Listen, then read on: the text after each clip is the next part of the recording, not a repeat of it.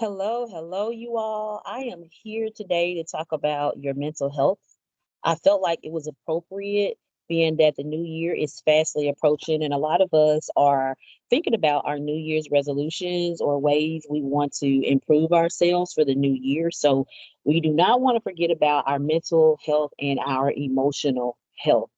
So let me just say this before I start talking about ways or reasons you may need a therapist. Therapists are not just for people who have diagnosed mental health disorders. They are here to help all of us because life happens. So if you have recently gone through a traumatic event or you've experienced or currently going through a transition or you just experienced a recent death and you find yourself seeping into a deep, dark depression, and you just need somebody who can help pull you out of that emotional rut, that's what a therapist is for. Okay. That does not mean that you are crazy. It doesn't mean you're schizophrenic. It doesn't mean that you're bipolar. It just means that you are a human being and you need help, and that is okay. So, I'm going to elaborate a little bit more about how to recognize when you may need a therapist. First, you're having difficulty regulating your emotions. So, what does that mean, regulation?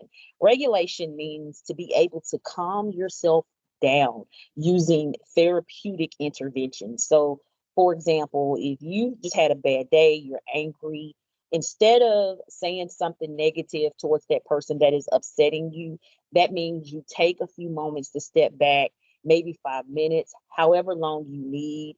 Um, Practice some deep breathing, maybe go take a 5 minute walk, maybe a little prayer, meditation, whatever you need. You are choosing healthy ways to handle that situation. Okay. That is the goal, regulation. What a lot of people do is suppress their feelings. And what we mean by suppression, that means to avoid, hold back, act as if those feelings do not exist. And people do those in many different ways. They suppress their feelings in many ways. And we'll talk about that here in just a moment. So, unhealthy ways emotions are suppressed or held back. A lot of people use substance abuse. So, drugs or alcohol, it can be legal or illegal drugs. And it's used to numb out painful situations, opiates, oxycodone, fentanyl, morphine. These are all types of drugs used to numb out our feelings. A lot of people engage in self harm, which can be cutting themselves, starving themselves, binge eating, you name it. Bullying is the use of force, threat, or ridicule because when people feel bad about themselves, they want others to feel bad too, to make themselves feel good or so that they feel less alone. Okay. Denial. Denial means refusing to accept anything that is wrong. Eventually, those feelings will bottle up to the point where you feel like you want to explode, and that is not where you want to be. So, here are some healthy ways to deal with those emotions. Talk to friends, a family member, therapist, a spiritual leader. You can exercise, listen to positive music, get some sunlight, dance, just and be around positive people. Get adequate sleep, have healthy eating habits, do some journaling. There's prayer, meditation, and sometimes we just need to cut it off. Quiet time. That means no talking, no phone, no computer, no social media, and positive self talk.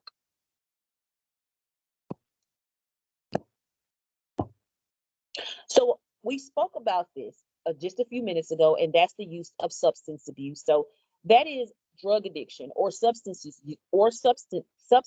use disorder. It's a that affects a person's brain and behavior and leads to an inability to control the use of a legal or illegal drug or medication.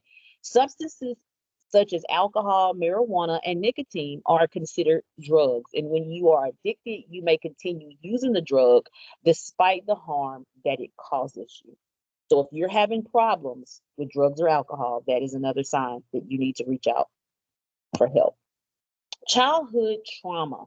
If you've experienced any type of traumatic event where you've been physically abused, sexually, abused, verbally abused, you've been severely neglected. If you do not take the time to reach out to someone to help you uncover or process those emotions, it can affect you in the long run. Because what happens is, if you don't process it, it ends up going into what you call your subconscious mind, which when you grow older, it actually affects your thoughts, your actions, and your feelings.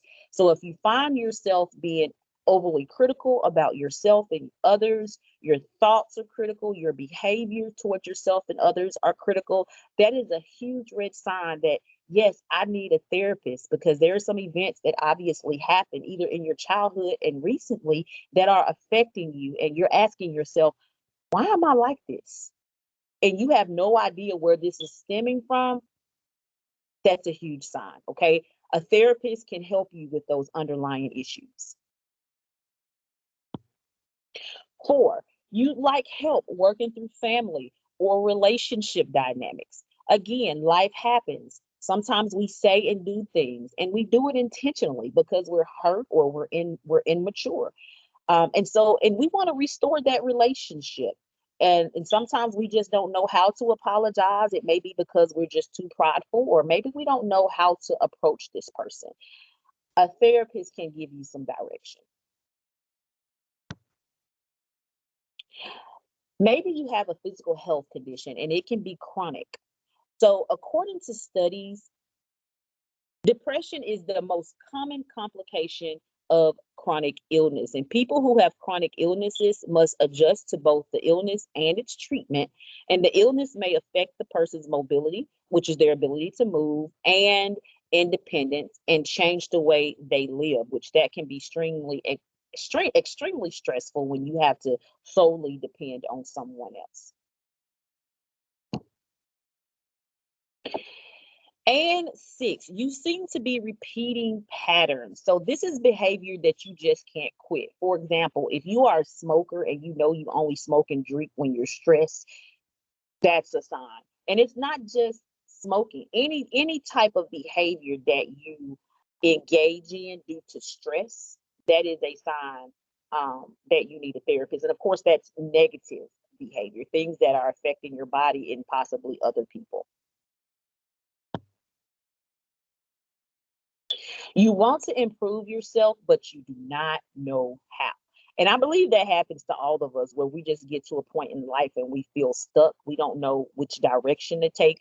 And a lot of times that may be we just need some guidance on our purpose and our passion in life. And if you don't know which direction to go, maybe you do, but you're still kind of off track. A therapist can help you with that. Okay. And lastly, you're grieving. Grief happens. Maybe you experienced a recent death. Maybe you're brokenhearted. This can cause depression, stress, anxiety, and if you're finding yourself unable again to pull yourself out of that emotional rut, then yes, you may need some additional assistance. Okay, and when I say assistance, I'm talking people that are trained in how to help you with these disorders. Okay, so I hope that this kind of gives you an idea of what to look for. Start thinking about other issues that you may have, that you may need to reach out for a therapist for. So feel free to come back and take a look at these reasons. And I hope that it is helpful. And I do hope that you have a prosperous and healthy new year.